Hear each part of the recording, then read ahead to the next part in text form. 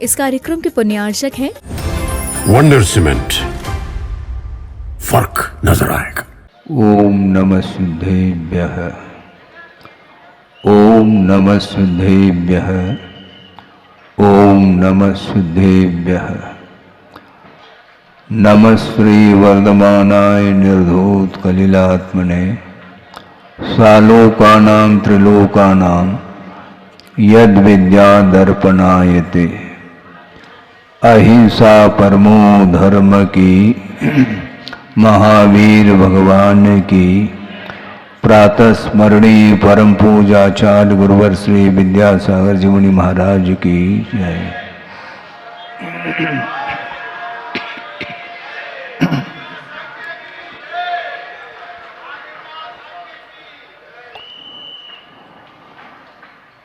आज जन्म कल्याण का दिन है। जन्म किसका होता है और मरण किसका होता है, इसका परिज्ञान भी होना अपेक्षित है। आज प्रभु का जन्म हुआ, एक व्यावहारिक पक्ष में कहा जा रहा है, इसलिए क्योंकि प्रभु का जन्म नहीं होता, बालक का जन्म होता है। और वो बालक आत्म साधना के माध्यम से केवल ज्ञान को जब प्राप्त करेंगे तो विश्व को प्रकाश देने की क्षमता उनके अंदर आ जाती है। जन्म कल्याणक महोत्सव मनाने के लिए सौधर्मेंद्र परिवार सहित उपस्थित होता है और विदेह क्षेत्र में विद्यमान 20 तीर्थंकर हैं, वहाँ पर भी सौधर्म इंद्र ही पहुँच जाता है। विक्रिया के माध्यम से यह सारा कार्य संपादित होता है। मूल शरीर उनका वहीं पर है जहाँ पर उनका जन्म होता है, किंतु विक्रिया एक ऐसी चीज है जिसके माध्यम से कल्याणक मनाने के लिए वो आता है और बालक का जन्म हुआ है और उस जन्म के उपलक्ष्य में इतना आनंद क्यों मनाया जा रहा है, ये विचारणीय प्रश्न है। क्योंकि जन्म जरा मृत्यु विनाशनाय जलम, ऐसा आपने पूजन में द्रव्य चढ़ाया है। किसको चढ़ाया? जलम निर्वपामिति स्वाहा का है। किसकी कामना के साथ? जन्म जरा मृत्यु विनाशनाय। और जन्म जरा अर्थात बुढ़ापा और मृत्यु, इसके विनाश के लिए अर्चना की जा रही है, पूजा की जा रही है। और एक तरफ जन्म कल्याणक महोत्सव मनाया जा रहा है। लगता ऐसा है कि ये दोनों में विरोधाभास जैसा, किंतु विरोधाभास इसलिए नहीं है। यह जन्म जो हुआ है बालक का, यह अंतिम जन्म है, ये ध्यान रखो। अब पुनर्जन्म संभव नहीं है, पुनर्भव संभव नहीं। अतीत अनंत काल में अनंत बार जन्म और मरण किया है और आगे कितना करता चला जाएगा इसके बारे में भी कुछ कहा नहीं जा सकता है। किंतु एक ऐसे महान आत्मा का जन्म हुआ है जो कि उस जन्म से ऊपर उठने की क्षमता उनके अंदर आई है। जन्म इष्ट नहीं है, महोत्सव इष्ट है। हाँ, क्योंकि बार बार जन्म मरण जो हो रहा है उससे ऊपर उठने के लिए ही वो बालक अब आगे जाकर के उपदेश देंगे हम लोगों के लिए। अभी आप लोगों को जो आनंद आया है वह जन्म का नहीं, किंतु जन्म महोत्सव क्यों मनाया जाता है इस विषय को सामने रख करके ही ये कल्याणक मनाया जा रहा है। क्योंकि संयोग के माध्यम से ही जन्म होता है और संयोग ही दुख के लिए कारण है, यह स्पष्ट किया जा रहा है आगम में। पढ़ते हैं क्या नहीं आप लोग? कहाँ पढ़ते हैं? सामायिक पाठ में पढ़ते हैं। संयोग तो दुख बनेक भेदम यतोष्णुते जन्म वने शरीरी ततस्त्रिदासो परिवर्जनीयो या सुना निर्वृतिमात्मनी नाम। ऐसा कहा, कौन ने कहा? अमित गति आचार्य है, वही है ना अमित गति। क्या कहा? सोचो, विचार करो। ये संसार में जो दुख का अनुभव उठाना, दुख हो रहा है या दुख उठाना पड़ रहा है, उसमें कारण एक ही है कि संयोग। और जो संयोग जो होता है वह वियोग के लिए कारण होता है, इसलिए वह दुख के लिए कारण माना जाता है। एक प्रकार का दुख नहीं, अनेक भेदम दुखम अश्नुते। कुत्र? जन्म वने, जन्म रूपी वन में शरीरी अर्थात जीव अनेक प्रकार के दुख का अनुभव करता है। इसमें कारण क्या है? इसमें कारण एकमात्र संयोग है। ततः इसलिए असौ संयोग परिवर्जनीय, ऐसा कहा। यह संयोग दुखले कारण है, इसलिए यह छोड़ने योग्य है। त्रिधा परिवर्जनीय कहा। सुन रहे हैं आप? हाँ, त्रिधा मन वचन काय से इस संयोग को छोड़ देना चाहिए। संयोग का वातावरण बनता है तो संसारी प्राणी आनंद का अनुभव करता है, किंतु वही संयोग वियोग में परिवर्तित होता है तो वह दुख के लिए कारण बनता है। जहां संयोग है वहां पर वियोग अनिवार्य है। जहां पर दिन है तो वह अस्त होगा, तो वह रात आएगी। ये वियोग माना जाता है।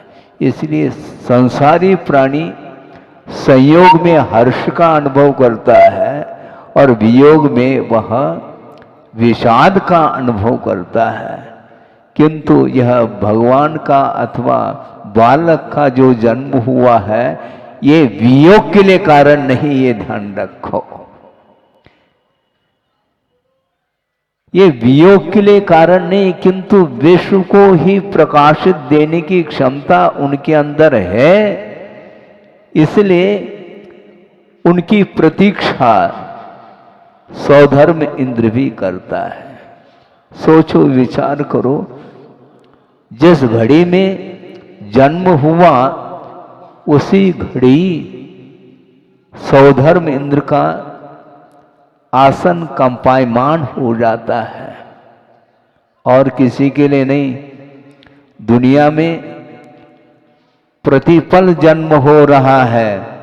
आगम की दृष्टि से सोचेंगे तो अनंत का जन्म एक समय में हो रहा है। एक निगोदिया शरीर के भीतर कितने जीव राशि है, तो आगम ये कह रहा है कि एक निगोद शरीरे जीवा दव्व पमानदो दिठा सिद्धेय अनंत गुणा सव्वेन व्यतीत कालेन। सोचो, विचार करो, अभी तक सिद्ध परमिष्टि कितने हुए हैं? वो अनंत की संख्या में हैं। उससे भी अनंत गुणे जीव एक निगोद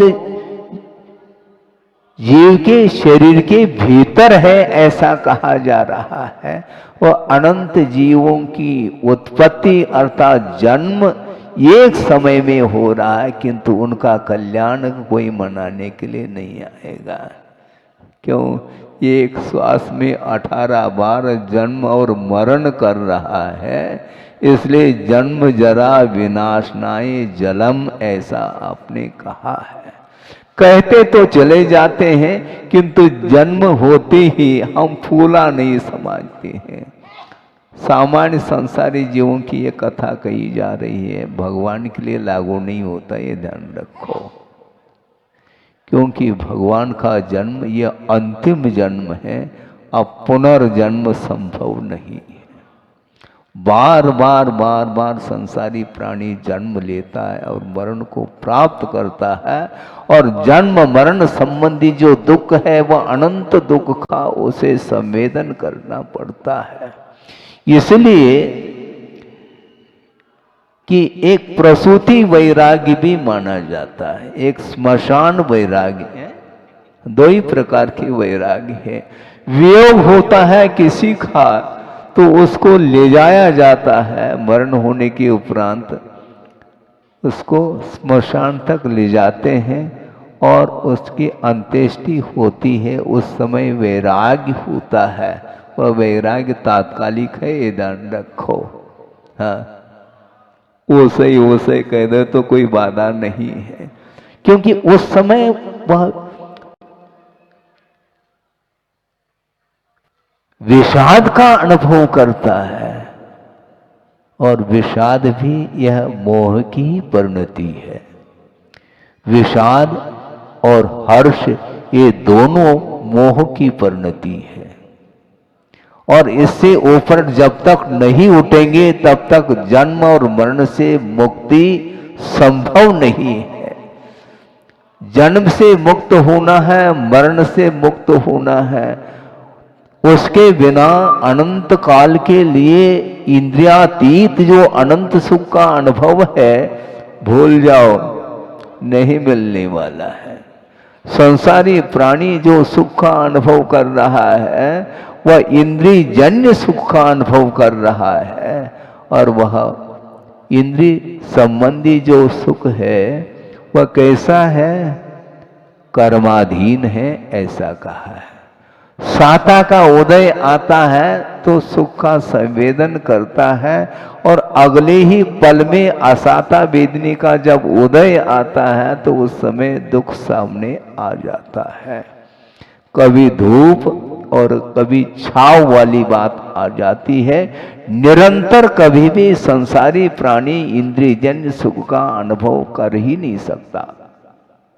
अंतर अंतर मूर्त में यह परिवर्तन होता है, इसी का नाम संसार है। संसरणम संसार परिवर्तनम इत्यर्थः।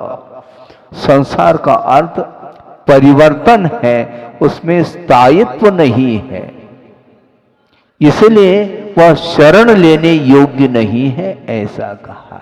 क्योंकि वह नित्य नहीं है, इसलिए शरण लेने योग्य नहीं है। अब क्या बोलते हैं? चत्तारी शरणम, और 400 के शरण चले जाते हैं। ये सब क्या है? हम बोलते कुछ हैं और करते कुछ चले जाते हैं, इसलिए हमारी बोलने की सार्थकता शुद्ध नहीं होती। भावना ऐसी भाव कि दोबारा भावना भाने की आवश्यकता न पड़े। क्या कहा? गुरुदेव ने ये कहा था कि भगवान को जब वैराग्य होता है उस समय एक बार ही भावना के माध्यम से उनको वैराग्य उत्पन्न होता है, बार बार भावना नहीं भाते। वो 83 लाख कितने, हाँ 83 लाख पूर्व तक वो प्योर राग का अनुभव करते हैं। 12 भावना का चिंतन नहीं करते हैं। 12 भावना का चिंतन करो और राग में डूबे रहो, उनको अच्छा नहीं लगता। हाँ, क्योंकि वह ड्रामा मानी जाती है, वह ड्रामा उनके लिए उपयुक्त नहीं। जब तक रहे बिल्कुल निश्चिंत हो करके राग का आनंद लिया है, किंतु जिस समय उनको वैराग्य हुआ मुड़ करके उन्होंने देखा नहीं है। इसको बोलते 12 भावना की सार्थकता सिद्ध होती है। और हम लोग 1200 भावना भाते हैं, कुछ क्षण के लिए भावना भाते हैं और अगले पल में पता नहीं कौन कौन सी भावनाएं, कौन कौन से विचार भाव उत्पन्न होते हैं, खुद को भी ज्ञात नहीं हो पाता। इसलिए संसारी प्राणी की जो निर्जरा होती है, किसकी? संसारी प्राणी का अर्थ सभी को नहीं लेना, किंतु गज स्नानवत निर्जरा बताई है, वो किसकी है? अजर सम्य दृष्टि के लिए का, मिथ्या दृष्टि के तो है ही। अजर सम्य दृष्टि की जो निर्जरा होती है वह गज स्नानवत क्यों कहा? इसका अर्थ भी खोलो महाराज। हाँ, हाथी तो है सामने खड़ा है। हाँ? गज स्नान का अर्थ यह है कि हाथी को गर्मी लग रही है और प्यास भी लगी हुई है, इसलिए वह सरोवर में प्रवेश करता है और डूब जाता है उसमें और गर्मी को शांत करता है और जलपान करके प्यास को भी बुझा लेता है। उसका सारा सारा जो बदन जो धूल धूसरित था वह सारा सारा स्वच्छ हो जाता है, गज स्नान हो गया। अब आकर के क्या करेगा वो? अपने ही सूंड के माध्यम से धूलि को उछाल देता है अपने ही बदन पर। इसी प्रकार असंयमी की जो निर्जरा होती है वह इसी ढंग से होती है। हाँ, इसी ढंग से होती है। वह प्रभु की अर्चना भी करता है, प्रभु की आराधना भी करता है और अच्छे तरीके से राग में भी वह डूब जाता है। इसलिए राग में जो डूबने वाला जो असंयमी जो गृहस्थ है उसकी कथा क्या करें। इसलिए संयोग के माध्यम से हमेशा दुख का ही अनुभव होता है, इसलिए संयोग को याद नहीं करना चाहिए। प्रसंग आपके सामने रख रहा हूं, कई बार रखा हो किंतु इस प्रसंग पर हम रखते ही जाते हैं, कोई नए व्यक्ति हो उनको सुनने में वह बात आ जाए। सन 79 यानी 79 की बात है। 78 में गुरुदेव ने संघ सहित चातुर्मास नैनागिरी सिद्ध क्षेत्र में किया और उस वर्षा योग के निष्ठापन के उपरांत सिद्ध क्षेत्र कुंडलपुर की ओर विहार करके वहां पर लगभग 2 महीने शीतकाल व्यतीत किया। उसके पश्चात राजस्थान की ओर विहार किया। वहां के समाज के लोग आए, कई बार निवेदन किया कि महाराज आपकी प्रतीक्षा हम कर रहे हैं राजस्थान के लिए, क्योंकि मदनगंज किशनगढ़ में एक पंच कल्याण होने जा रहा है और आपकी उपस्थिति में ही संभव है। कई बार उन्होंने निवेदन किए और उस निवेदन को उन्होंने सुन लिया था, फिर बाद में समय पर विहार भी उस ओर किया और विहार करते करते वो जयपुर पहुंचे और जयपुर में अस्वस्थ हो गए। लगभग 15 या 20 दिन तक उन्होंने निरंतर मौलिक चिंतन के साथ उन्होंने विभिन्न विषयों पर प्रवचन किए जयपुर में और उसके उपरांत अस्वस्थ हो गए। लगभग 1 महीना 1.25 महीने तक वो अस्वस्थ रहे बुखार के कारण और शरीर इतना कृश हुआ था। सारे अजमेर के और किशनगढ़ के लोग आते थे, अब मुश्किल है गुरुदेव का वहां पर पधारना।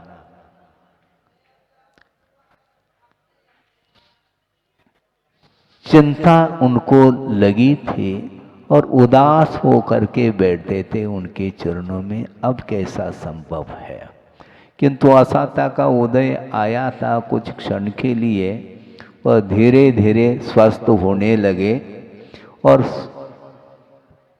पूरी तरह से स्वस्थ हो गए।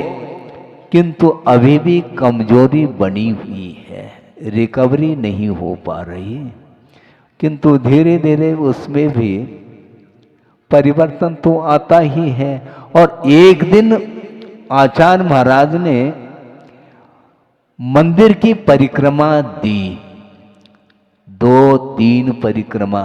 हमने सोचा कि अभी क्यों परिक्रमा दे रहे हैं, और लगभग 4 बजा होगा, 4 साढ़े 4, और मंदिर की परिक्रमा दे रहे थे। और 3 परिक्रमा करके विहार कर गए वो, किस ओर? मदनगंज किशनगढ़ की ओर। और उस समय वहां की जनता ने सोचा अब कैसे चल पाएंगे, समस्या खड़ी है। उन्होंने डोली बना करके रख दी, लेकिन तुम डोलते रहो, वो निकल गए। वो सुनने वाले थोड़ी हो। और वहां से लगभग 60-65 मील होगा, लगभग 100 किलोमीटर समझ लो। और निरंतर विहार करते रहे। और ऐसा बीच में और एक कर्म का उदय आया तीव्र, कि लगातार 2 अंतराय हो गए उनके। अब सोचो, इसी को बोलते हैं श्रेयांसी बहुनि विघ्नानि, अच्छे कार्यों में विघ्न उपस्थित हो जाता है। ठीक, चलो।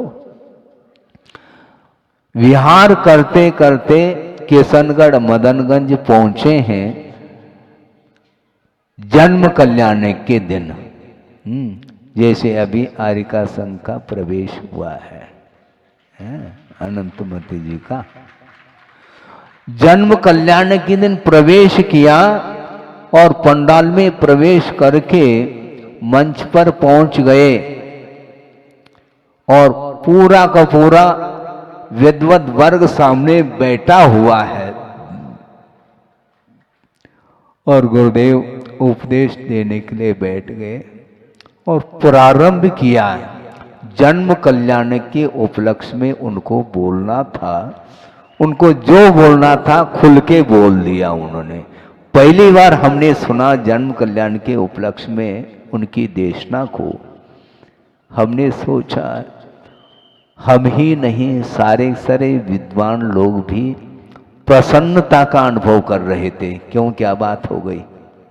इसलिए कर रहे थे कि वस्तुतः जन्म किसका होता है और किसकी जन्म जयंती मनाए जानी चाहिए, इस विषय को लेकर के उन्होंने देशना दी है। उन्होंने ये कहा गुरुदेव ने कि तीर्थंकर जो होते हैं वे जन्मतः सम्यक दर्शन के साथ ही, सम्यक दर्शन जन्मतः रहता है, प्राप्त नहीं करते वो। भले एक शोषम सम्यक दर्शन भी क्यों न हो, सम्यक दर्शन के साथ ही उनका जन्म होता है। इसलिए जन्म जयंती उनकी मनाना सार्थक सिद्ध हो जाता है। किंतु पंचम काल में जो सामान्य व्यक्ति उत्पन्न होता है वह सम्यक दर्शन के साथ उत्पन्न नहीं होता है। तो किसकी जयंती मनाना चाहो बताओ? जन्म तो 8 साल अंतर मुहूर्त तक उसे सम्यक दर्शन की उत्पत्ति ही नहीं हो सकती है, तो जयंती सम्यक की मनाना चाहो क्या मिथ्यात्व की जयंती? फिर भी मन नहीं मानता है। मन कैसा मानेगा, क्योंकि इसी का नाम मन चलापन है। वस्तुतः श्रद्धांड भी समीचीन नहीं करना चाहता है, जबकि उसमें कोई त्याग की बात नहीं, न तप की बात चल रही है, किंतु यथार्थ श्रद्धांड करने में भी यह पीछे हटता है। इसी का नाम मोह है। इसलिए जन्म होते ही आप लोग आनंद का अनुभव करते हैं, किंतु आप लोगों के जन्म कल्याणक नहीं होते। किंतु किसका कल्याणक होता है? जो होनहार प्रभु, उनका जन्म कल्याणक मनाने के लिए सौधर्मेंद्र आता है और आनंद का अनुभव, जन्म होते ही आनंद का अनुभव क्यों? इसलिए उनका वह अंतिम जन्म है, अब वियोग नहीं होगा। और ये भी सुनने में आता है कि तीर्थंकर के परिवार में किसी का वियोग नहीं होता उनके रहते, ऐसा भी हमने सुना है। इतना तीव्र उनका पुण्य रहता है, उनके सामने कोई भी दुख का वातावरण निर्मित नहीं होता।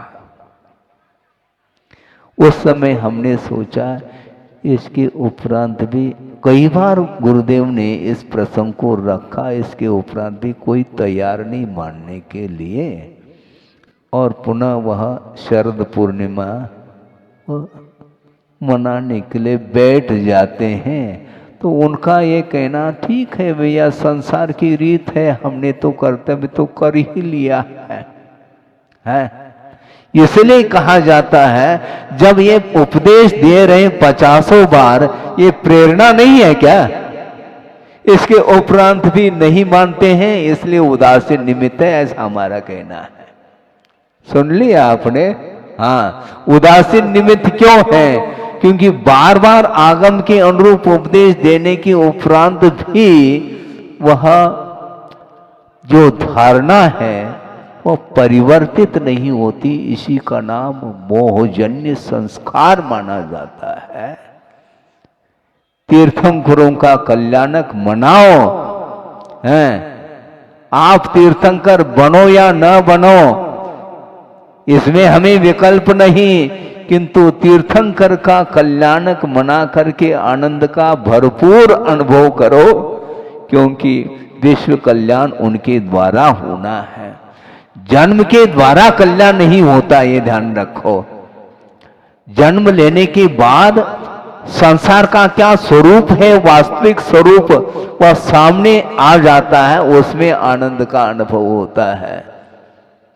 प्रकाश देने की क्षमता उनके अंदर है, इसलिए वह असाधारण व्यक्तित्व उनका माना जाता है। इसलिए उनका जन्म होते ही आगम में लिखा है, नीचे नरक गति में भी कुछ क्षण के लिए क्या सुख का अनुभव होता है। इतना प्रभाव है, ये सामान्य व्यक्ति का प्रभाव नहीं। एक सामान्य व्यक्ति है, संभव में क्षायिक सम्मेलन को लेकर के आया है। आप गौर से सुनना है इस विषय को। क्षायिक सम्मेलन लेकर के कोई सामान्य व्यक्ति है, मान लो तीर्थंकर नहीं है, उनके उत्पन्न होते ही नरगति में कुछ क्षण के लिए सुख का अवसर आता है। क्यों नहीं आता है? ऐसा क्यों? क्योंकि वो सामान्य है। सामान्य और विशेष में अंतर लाना पड़ेगा आपको। आपका भी जन्म हो रहा है, ठीक हो रहा है, होने दो, किंतु उनका जो जन्म है वो मोक्ष मार्ग के नेता बनने वाले हैं। इतना प्रभाव है। सुनते हैं पुराणों में कि अभी बाल्य अवस्था में हैं, क्रीड़ारत हैं, और उनका दर्शन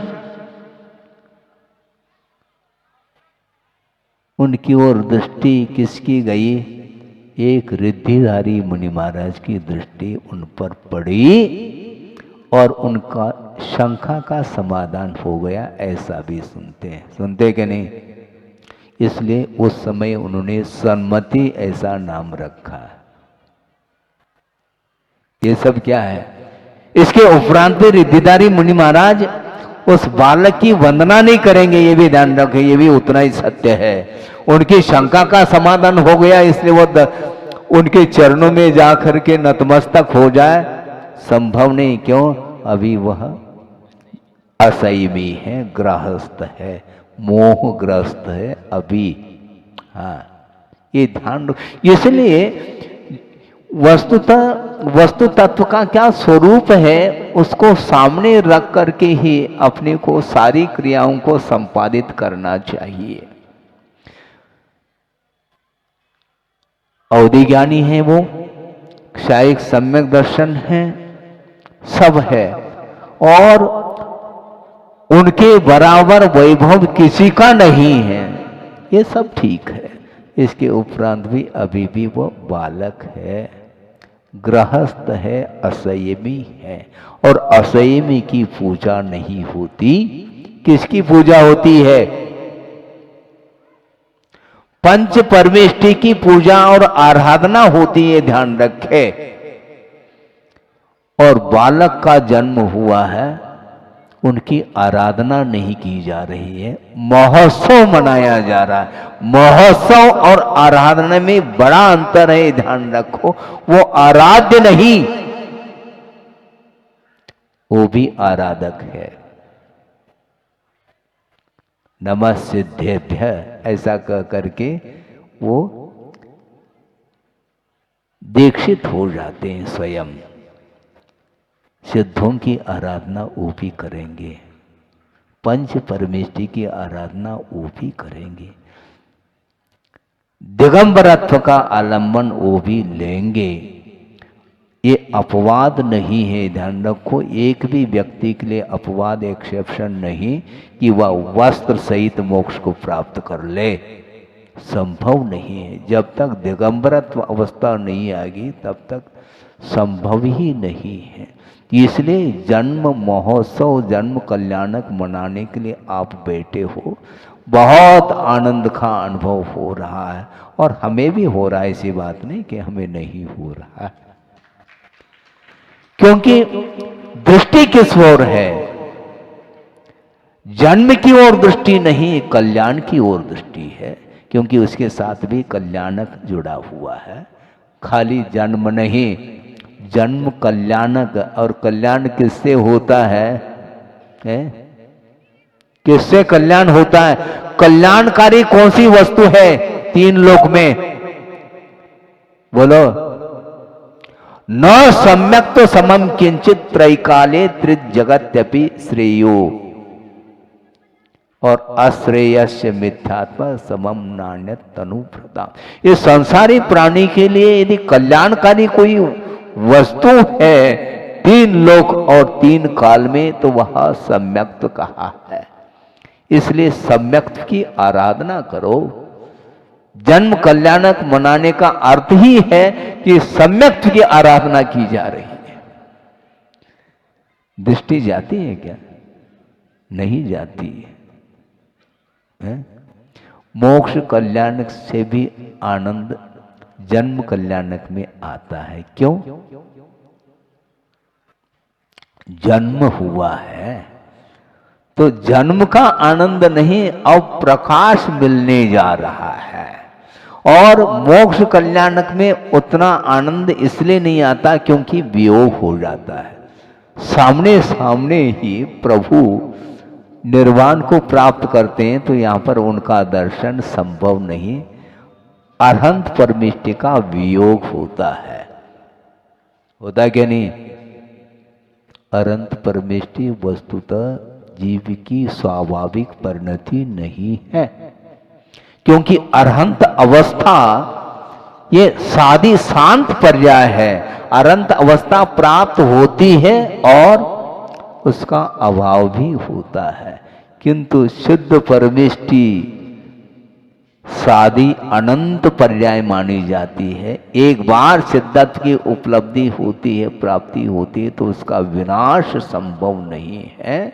उस शुद्ध अवस्था को प्राप्त करने के लिए ही ये सारी साधना, सब उपक्रम है।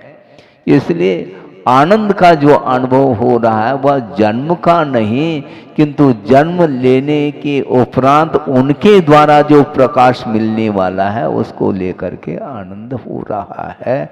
इसलिए संयोग तो दुख मणिक भेदम ये कहा है। संयोग हमेशा हमेशा के लिए ध्यान में रखना चाहिए कि ये दुख के लिए कारण है। क्यों? क्योंकि ये वियोगमय है, ऐसा कहा। चाहे सामान्य केवली हो, चाहे तीर्थंकर केवली हो, केवल ज्ञान में क्या अंतर आने वाला है? कोई अंतर नहीं आने वाला है। उसके लिए उदाहरण 2 मिनट में दे करके समाप्त कर लूं। मान लो आपने मिठाई बनाई है, रसगुल्ला है मान लो, ठीक है, बहुत मीठा है, और मान लो एक सामान्य बर्तन में रखा है और एक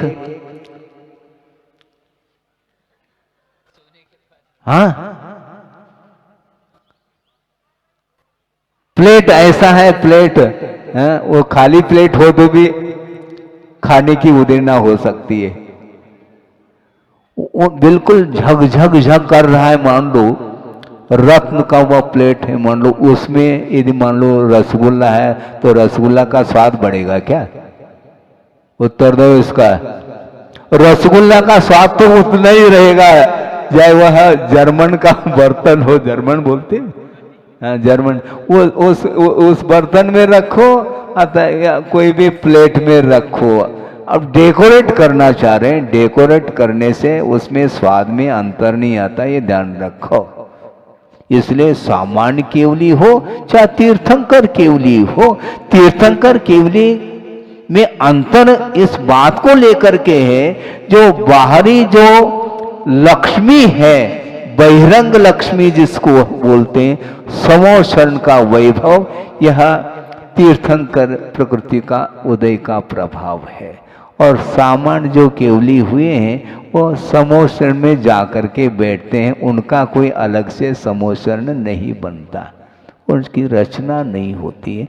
इसलिए जो श्री अर्थात लक्ष्मी एक अंतरंग लक्ष्मी है और एक बहिरंग लक्ष्मी है।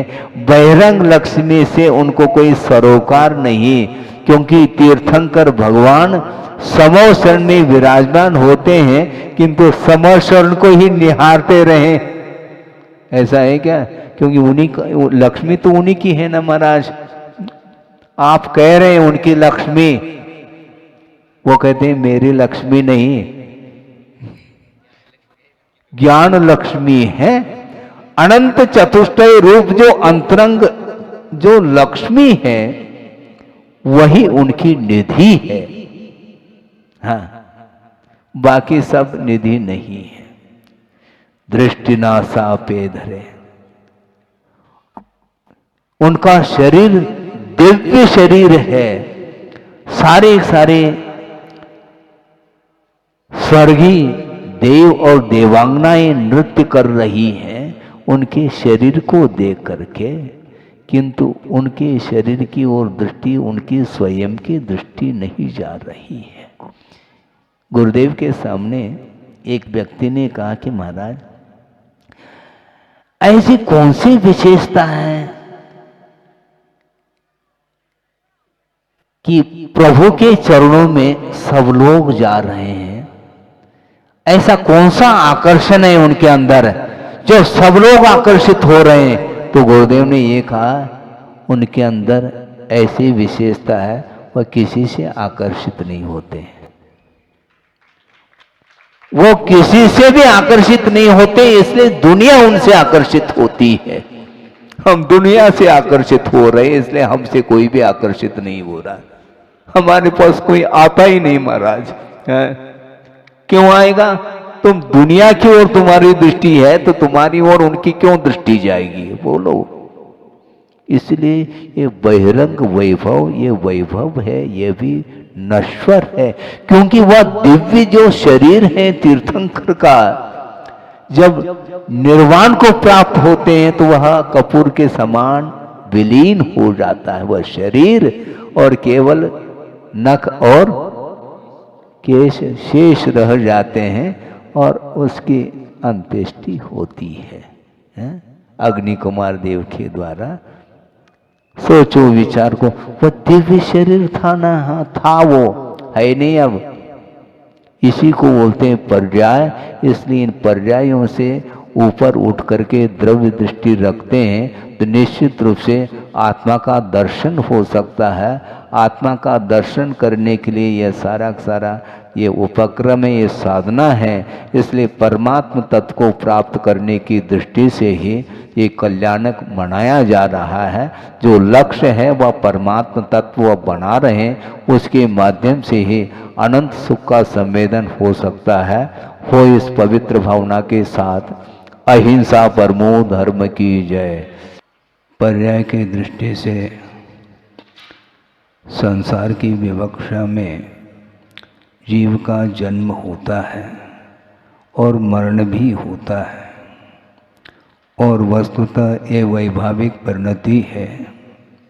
जन्म और मरण की जो परंपरा है वह किसी एक जीव की अपेक्षा से नहीं, और यह परंपरा आज की नहीं है। ये अनादिकालीन यह परंपरा जन्म मरण की, इस जन्म मरण की परंपरा का विच्छेद जो होता है वह आत्म पुरुषार्थ करने से होता है। और प्रातः काल में आपके सामने स्पष्ट किया था कि प्रभु का जो जन्म हुआ है वह यह अंतिम जन्म उनका माना गया। अब इसके उपरांत इस संसार में उनका अवतरण नहीं हो सकता। एक बार मोक्ष पुरुषार्थ के माध्यम से वह प्रभु इस शरीर से अपने आप को पृथक करते हैं तो पुनः यह शरीर उन्हें नहीं मिल सकता। यह श्रद्धान का विषय होना चाहिए। और इसलिए कि संयोग के माध्यम से दुख का अनुभव होता है, और इसका विच्छेद किसके द्वारा होगा? संसार का विच्छेद, जो अनंतकालीन संसार है उसका विच्छेद जो होता है वह सच्चे देव शास्त्र और गुरु के ऊपर यथार्थ श्रद्धान करने से ही अनंत जो संसार चला आ रहा था उसका विच्छेद हो जाता है, वह परीत संसारी होता है। ये बात तय हो गई है। इसलिए ये संसार में जो परिभ्रमण है वह बिना संबंध के संभव नहीं है।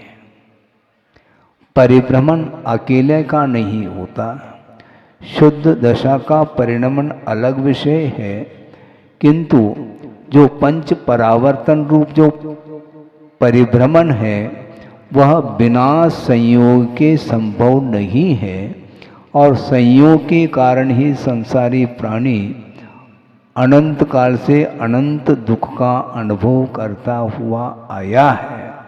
इसलिए संयोगज जितने भी भाव हैं वह मुझसे भिन्न हैं, ऐसा आगमकारों का भी कहना है। संयोगजा भावा मत्तः सर्वेप सर्वता बाह्या।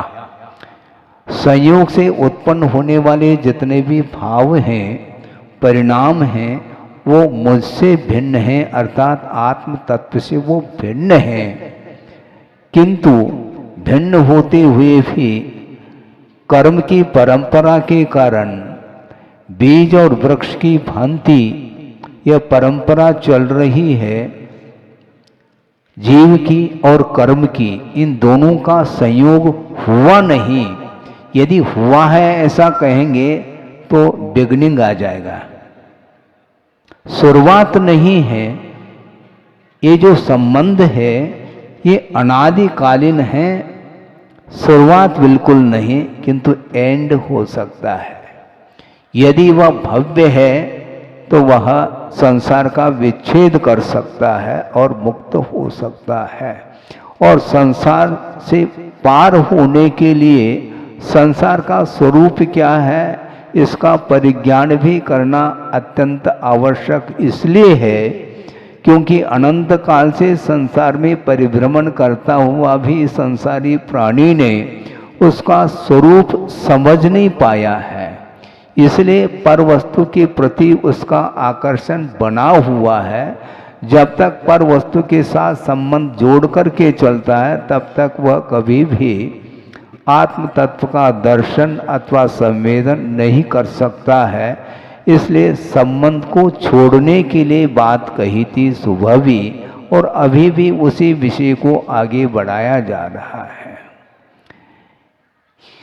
यह संयोग अनेक प्रकार के दुख के लिए कारण है, इसलिए मन, वचन और काय से इस संयोग का परिहार कर लेना चाहिए, इसको छोड़ देना चाहिए। छोड़ने योग्य परिवर्जनीय असौ संयोग। अब बात यह है, ये कौन छोड़ेगा?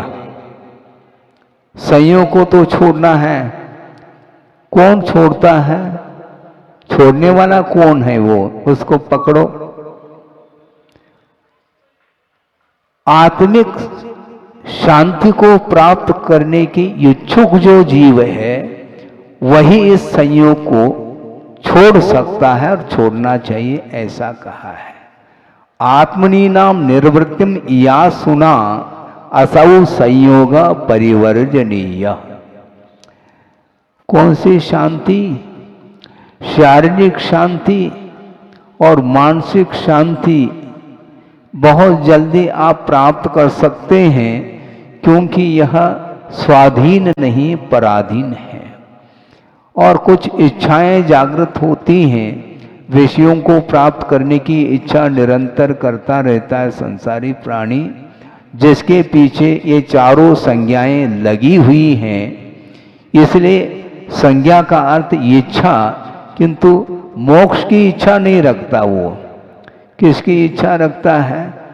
पंचेंद्र की विषयों को प्राप्त करने की इच्छा, वैभव को प्राप्त करने की इच्छा रखता है, और उस इच्छा के साथ ही वह कुछ तप आदि भी कर लेता है, किंतु उसका वह तप उत्तम तप की कोटि में नहीं आ सकता। कल तप की व्याख्या हम करेंगे, अर्थात इसका अर्थ क्या, इसको भी खोल दें तो ज़्यादा अच्छा है। आगम में जो व्याख्यान किया है उसको आपके सामने रखा जाएगा। इसलिए कहना चाह रहा हूँ कि वस्तुतः संसारी प्राणी की जो इच्छाएं लगी हुई हैं, आहार, भय, वासना और परिग्रह के रूप में ये चारों संज्ञाएं हैं, इन संज्ञाओं से जब तक वो ऊपर नहीं उठेगा तब तक संबंध का अभाव नहीं हो सकता। क्योंकि पंचेंद्र के विषय संबंधी जो सुख उत्पन्न होता है, वह सुख कौन सा सुख है? या तो शारीरिक सुख है अथवा मानसिक सुख है। शारीरिक सुख के अभाव में भी दुखी रहता है, और मान लो शारीरिक सुख प्राप्त हो गया, किंतु मानसिक वेदना फिर भी बनी रहती है। ये क्या है? शारीरिक दुख की चरम सीमा देखना चाहो तो अधोगति में जाना पड़ेगा। नरक गति में शारीरिक दुख की पराकाष्ठा है, और मानसिक दुख की पराकाष्ठा देवगति में है, और मनुष्य और तिर्यंच गति में मीडियम है।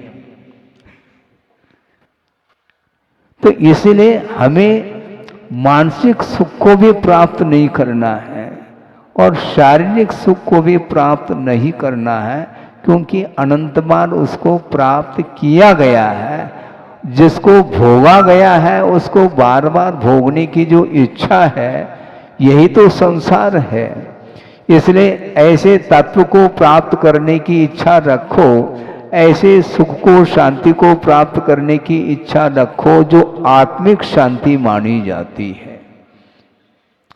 मानसिक सुख के अभाव में भी संसारी प्राणी तनावपूर्ण स्थिति में जीता है।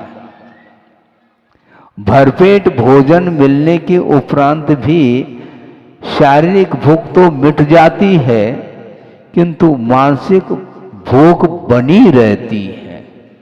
इसी को बोलते इच्छा।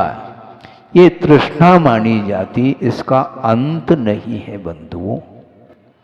गुणभद्र स्वामी हुए हैं जिन्होंने आत्मानुशासन की रचना की है।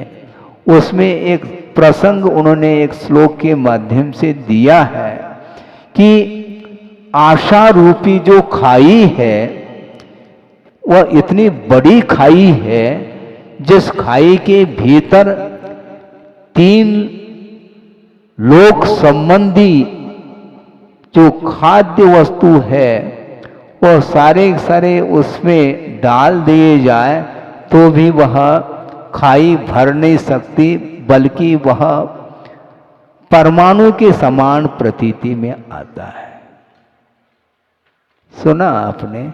ये आशा रूपी खाई है। आशा गर्तः प्रतिप्राणी यस्मिन् विश्वमनूपमं कस्य किम कियदायाति वृथा वो विषयिष्यता। हम लोगों की विषयों के प्रति जो आशा हो रही है प्रतिपल, वह व्यर्थ है ऐसा कहा।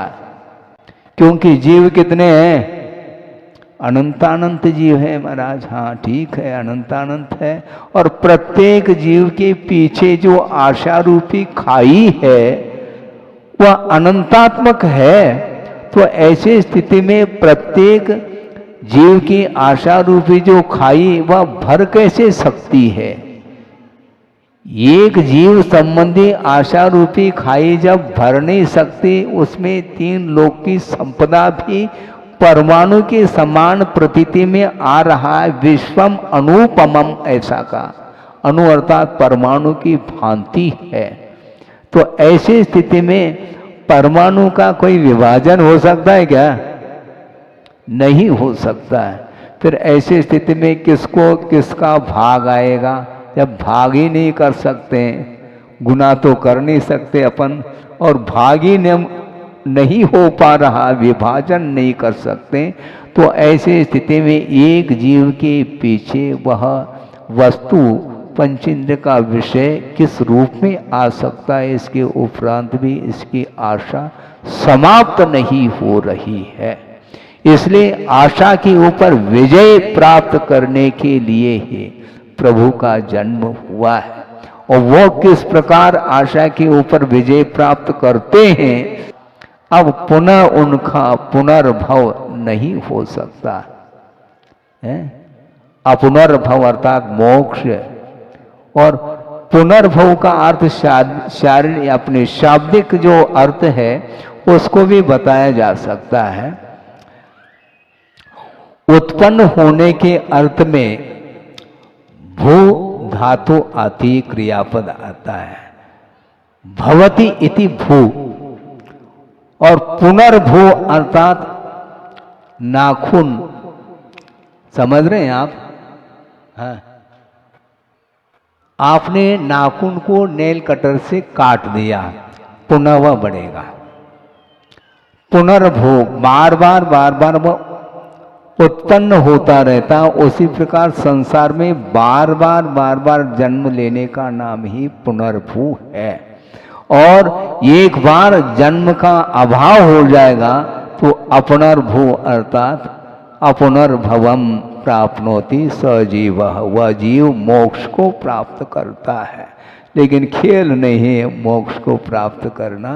छाया में बैठ करके, एयर कंडीशन में बैठ करके आप मोक्ष की इच्छा रखने वालों, आचार्य कहते हैं मोक्ष की इच्छा रखने मात्र से मुक्ति नहीं मिल सकती। क्योंकि इच्छा करने मात्र से यदि मुक्ति मिलती तो अभी तक तो कई बार इच्छा की होगी मोक्ष की, तो प्राप्ति क्यों नहीं हुई, मुक्ति क्यों नहीं हुई, प्रश्न चिन्ह खड़ा है। महाराज भावना तो होती है, भावना कर लो, भावना भवनाशिनी, किंतु अभी तक वह भावना हमारी अधूरी क्यों रही? आप स्वतंत्र हैं क्या परतंत्र? महाराज हम स्वतंत्र हैं, तो इच्छा क्यों कर रहे हो? इच्छा पर की होती है, सो की कोई इच्छा नहीं होती।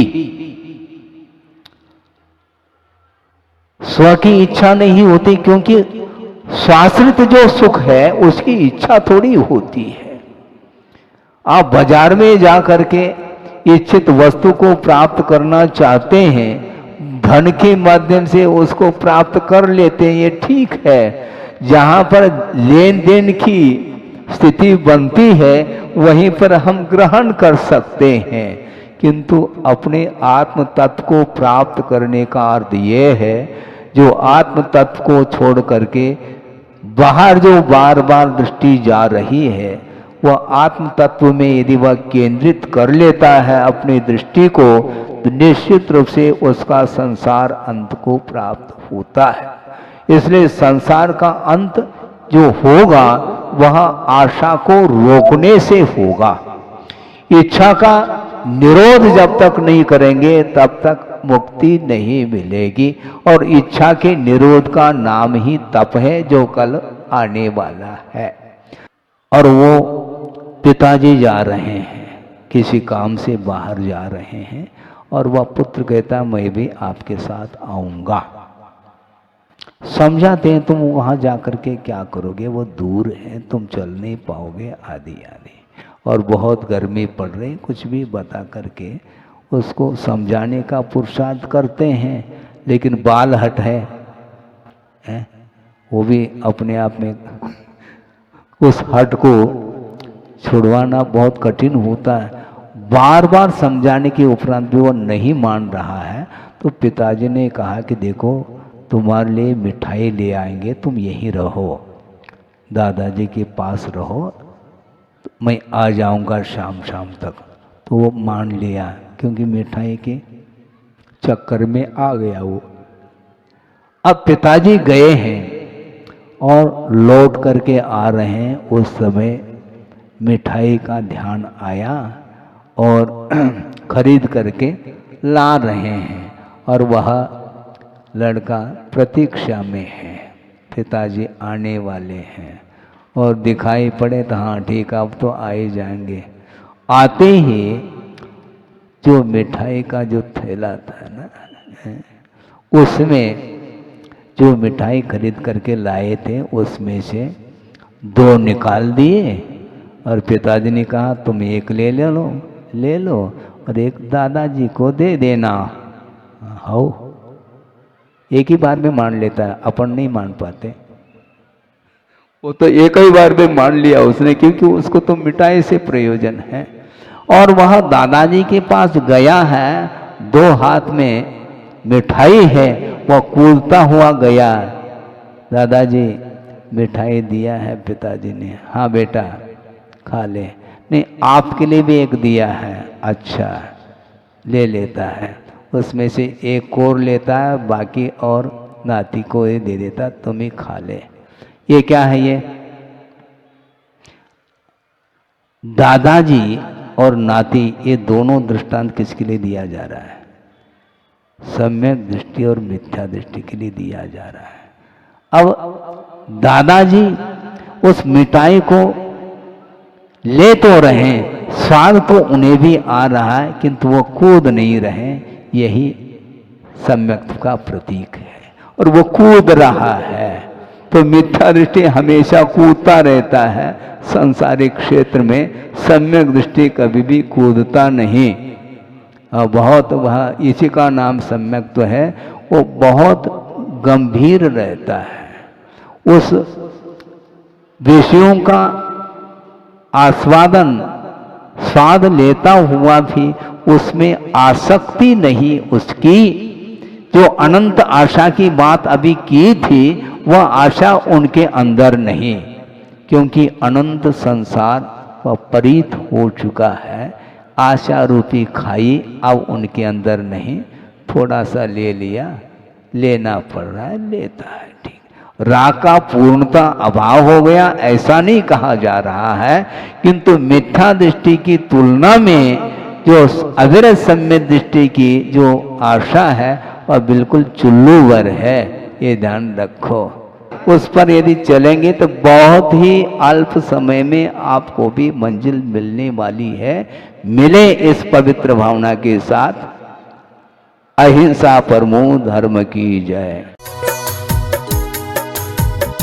इस कार्यक्रम के पुण्यार्चक थे वंडर सीमेंट, फर्क नजर आएगा।